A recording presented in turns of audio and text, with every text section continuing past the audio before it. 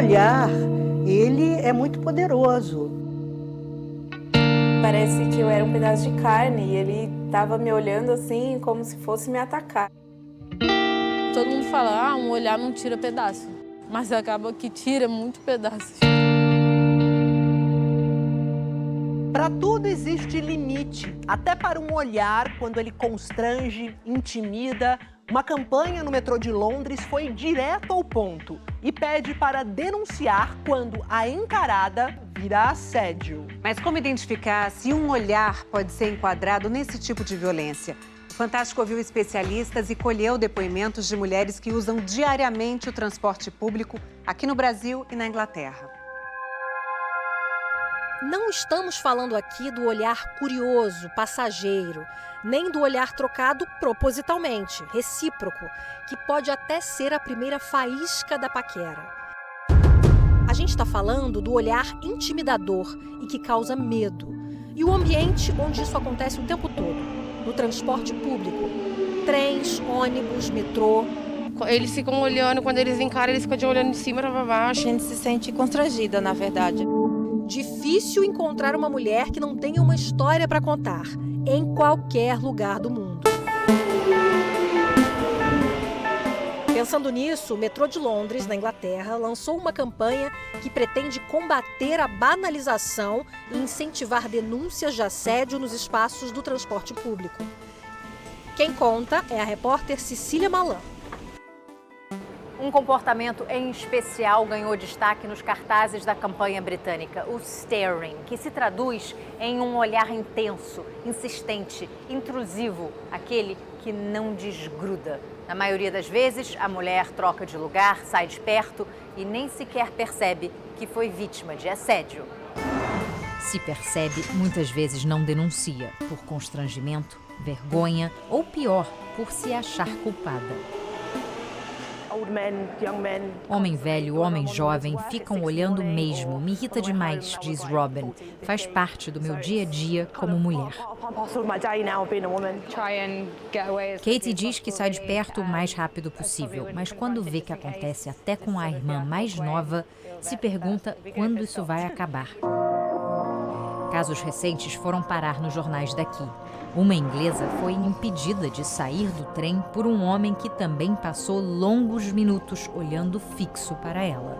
O agressor recebeu 22 semanas de prisão.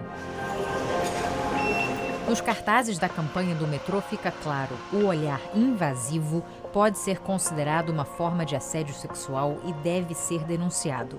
No Reino Unido, staring pode ser classificado como uma ofensa à ordem pública, se o olhar for de natureza sexual e provocar medo ou angústia.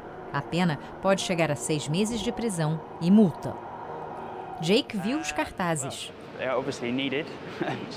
Obviamente são necessários. Infelizmente, algumas pessoas não sabem o que é considerado assédio.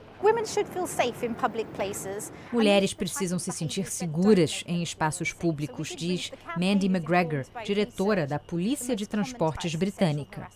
Ela conta que funcionários passam por treinamento para acolher as vítimas. Aprendem a não duvidar do relato de uma mulher, nem fazer julgamentos sobre a roupa que ela esteja usando. Por aqui, quase todas as mulheres com mais de 18 anos afirmaram que já passaram por situações de assédio sexual no transporte coletivo, por aplicativo ou em táxis. A Jéssica, de São Paulo, só queria ir para o curso. Eu estava no trem, quando foi que aconteceu, que eu percebi que ele já estava me olhando há um tempo e era um olhar bem diferente do que a gente sabe que é só ver, assim, olhar. Ele estava observando mesmo, com atenção, a cada movimento que eu fazia. Se fosse assim, para você agora me falar, descreve a pessoa, eu não consigo, mas o olhar, se eu ver ele me olhando de novo daquele jeito, já me arrepia toda.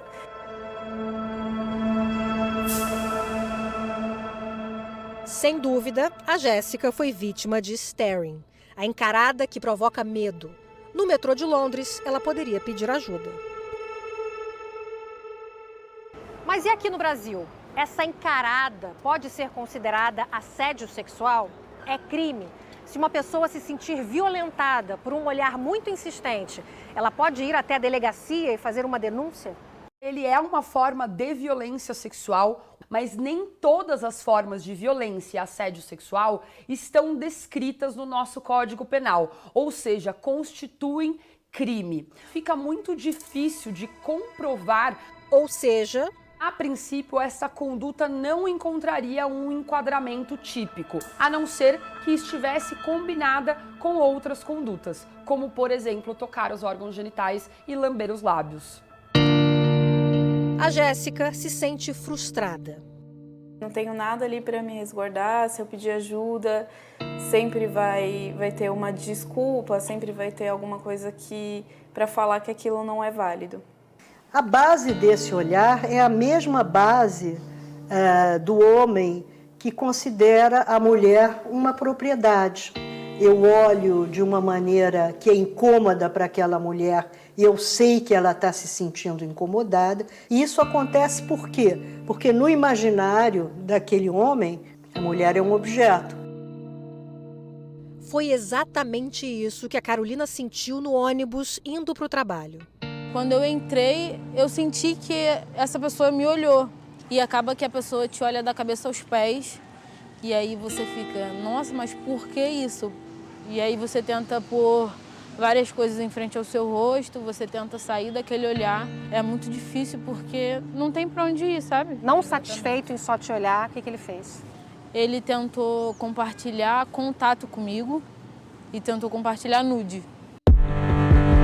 Pela internet, ele emparelhou o celular dele com o dela e tentou mandar a foto, enquanto continuava olhando fixamente. Chegou o meu ponto e eu desci desesperada, sem saber o que fazer. Ela procurou a delegacia, sem sucesso. Falaram pra mim, você não tem prova suficiente. Sendo que eu tinha foto dele, eu tinha foto do número dele, tinha foto do nude. Muitas vezes, esse olhar insistente pode ser só o início de uma violência ainda maior. A maior arma que temos hoje em nossas mãos e à disposição para a nossa defesa é, de fato, o celular. A gente pode, com certeza, usar, e isso é muito importante, o relato de testemunhas, mas uma imagem, gravar com o celular. Sem conseguir ajuda na delegacia, Carolina expôs o homem na internet. E aí, quando eu acordei no outro dia, tinha mais de 30 mil pessoas no tweet. Mas qual é o limite do olhar? É muito difícil estabelecer isso porque é muito sutil. Mas como saber se o seu olhar está incomodando alguém, sendo constrangedor, agressivo ou violento? Bom, primeiro, uma boa dose de noção, bom senso. Depois, se o olhar não está sendo correspondido, ele pode não estar agradando. Esse é o tipo de debate que faz com que a gente pense o que significa garantir a segurança dos corpos e de todos os corpos, em especial dos corpos femininos, no ambiente público. Então, pensar em como essas violências podem ser incluídas pela nossa legislação é super importante. E, além disso, começar pela educação, por exemplo.